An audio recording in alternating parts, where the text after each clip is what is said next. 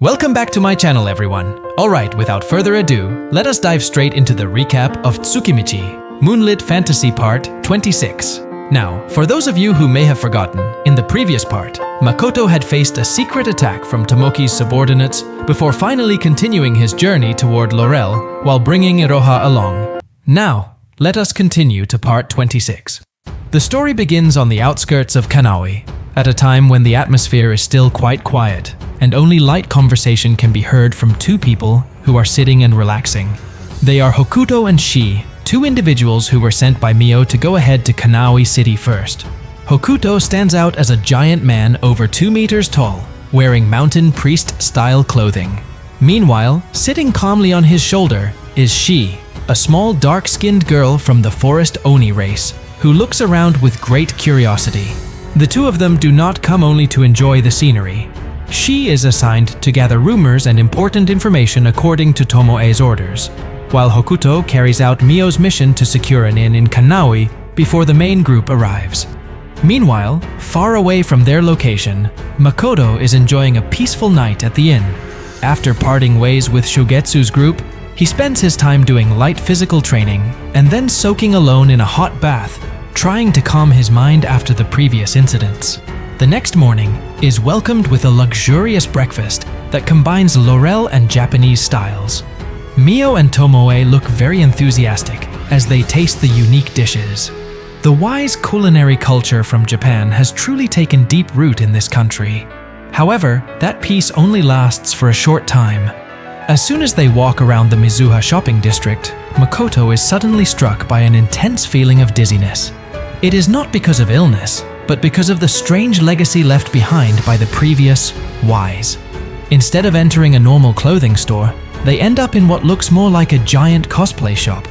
Inside, various uniforms with flashy colors are displayed, clearly unusual, ranging from maid outfits and sailor uniforms to school sportswear. What stresses Makoto even more is the fact that all of them are sold as official uniforms. Iroha even looks very impressed by a white shirt outfit with a black corset that she thinks looks elegant, even though Makoto knows very well that it is actually a bunny suit costume. Before Makoto can finish feeling confused, the situation becomes even more chaotic when he sees the labels on other clothes. Somehow, nurse outfits in this world are considered official temple uniforms. Makoto can only let out a long sigh, realizing the bitter truth that the previous wise were not truly wise people, but rather a group of obsessive fans who express their hobbies without any control. In the middle of his frustration, Tomoe takes the opportunity to tease him. With a relaxed expression, she picks up a complete bunny suit with rabbit ears and shows it to Makoto. Makoto's face immediately heats up as he imagines the usually elegant Tomoe transforming into something he can hardly picture. Fortunately, it is only a joke. Tomoe then chooses a tight black suit that highlights her figure and immediately asks the staff to measure her without even looking at the price. Not wanting to lose, Mio finds another outfit that looks like a dark red kimono combined with a white apron. Makoto feels that it suits Mio well and reminds him of the atmosphere of a traditional Japanese tea shop. However, when Mio reads the label, an even more absurd fact is revealed. The outfit is the official uniform of the Judge of Sin. Makoto becomes completely speechless, unable to understand how such a cute maid outfit can be considered the robe of a judge who is supposed to look intimidating. Seeing Tomoe and Mio casually buying expensive clothes without thinking about the price makes Iroha feel shocked. She praises Makoto as an extremely wealthy person, but Makoto quickly corrects her, explaining that it is not himself who is rich. Instead, it is the Kuzunoha company that is rapidly growing, which allows him to shop in such a manner. After finishing their shopping, Makoto's group and Tomoe continue their journey from Mizuha toward Canawi, this time using a very luxurious high-class carriage. Inside the gently swaying carriage, Makoto retells the incident involving the attack by Tomoki's subordinates. Hearing this, Tomoe shows a displeased expression as she tries to understand why Tomoki's side would appear in this region. According to her, Laurel, which is filled with Japanese culture, should not have anything that would interest the Empire's hero. Makoto then speculates that Tomoki might be planning something, whether it is a small rebellion or a covert operation, especially because his charm ability cannot directly affect the core leaders of Laurel. However, for Makoto himself, Tomoki is not a priority at the moment. He already has too many things to think about, ranging from the journey to the labyrinth to the situation in Tsige City. Because of that, he temporarily pushes the matter of Tomoki out of his mind. As a precaution, Tomoe sends a telepathic message to Baron and the Forest Oni, warning them about the dangers of the hero's charm ability so that they can act more carefully while moving around Canawi. Makoto agrees with this decision and emphasizes that their main focus remains the labyrinth. Not long after that, Tomoe shares another piece of information regarding several dwarves who are acquaintances of Baron and wish to move to Asura. Makoto does not object, but he requests that they still go through standard procedures such as interviews. However, Makoto's attention is drawn more strongly to the next piece of information, which concerns a creature called Mariko-san. Tomoe explains that Mariko-san is an earth element sprite that has a strong connection to dungeons. Doma, the dragon who guards that region, is even known to keep many of them. What confuses Makoto is the description of their physical appearance. Tomoe describes Mariko-san as tiny beings about the size of fairies, only 10 to 20 centimeters tall, yet possessing brutal combat power inside dungeons. His imagination immediately starts to falter when Tomoe adds that they have thick, charming beards. Makoto struggles to visualize a cute miniature creature with a thick beard that can easily crush its enemies. His brain completely freezes. Not long afterward, Makoto stops the carriage. He does not want to arrive in Canawi too early, because arriving ahead of schedule could instead raise suspicion from Cyrits. Therefore, he decides to enjoy the journey at a relaxed pace.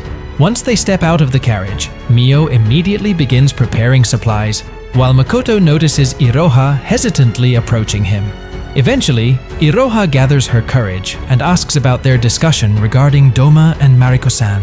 She then begins explaining the version of local knowledge that she knows. According to her, since the dragon Doma was defeated by Sophia inside the labyrinth, the dungeon's condition has become unstable. Monsters have begun emerging from inside and causing chaos in the surrounding areas. She also explains that the number of Mariko-san has decreased drastically since that incident. Even so, their existence is often considered an illusion. People believe that they exist, yet almost no one has truly seen them. To Iroha, Mariko-san is a legendary being that feels real, yet at the same time intangible. Makoto thanks her for the information, and Iroha looks very happy before finally running back to Mio's side. After eating and resting for a while, Makoto begins thinking about a place to stay for the night. Because he is traveling with a child, he feels that camping outdoors would not be a wise choice. In the end, he asks Mio to search for the nearest village where they can stay overnight for Iroha's comfort. While Makoto's group continues their journey toward Canawi in a calm and unhurried manner, the story shifts far away to Rotsgard Academy City. There, in the deepest room of the Adventurer Guild headquarters, a space that looks more like Root's laboratory, Root is busy maintaining the system he created. That system is not merely a database, but the central hub that manages all confidential information and serves as the backbone of the entire organization. From a technical standpoint, everything is functioning smoothly. However, Root's expression shows no sign of satisfaction. The source of the problem is none other than one name, Misumi Makoto. Root is fixated on a single question for which he has never found an answer. Why does Makoto remain at level 1 when undergoing an adventurer level inspection? Even now, Makoto's level does not show even the slightest increase. As the creator of the adventurer level system, Root understands the structure he designed very well.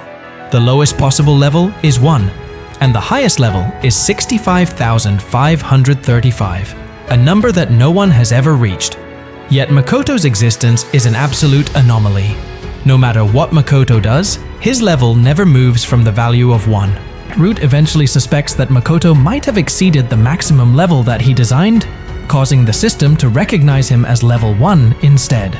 Even so, this remains nothing more than speculation.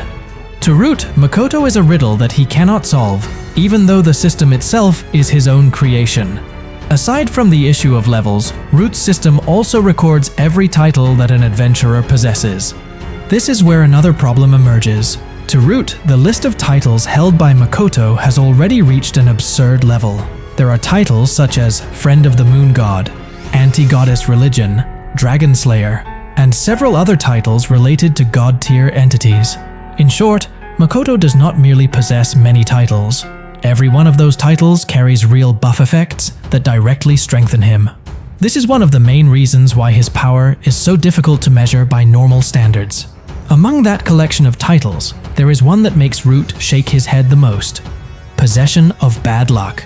Root realizes that this title is the reason Makoto is constantly dragged into unfavorable situations, whether they are dangerous encounters or problems that appear out of nowhere. Root also knows that Makoto is currently heading toward the Great Labyrinth of Laurel. He understands that Makoto's objective is to reach the 20th floor and search for a mercenary group that was previously created by a gamer.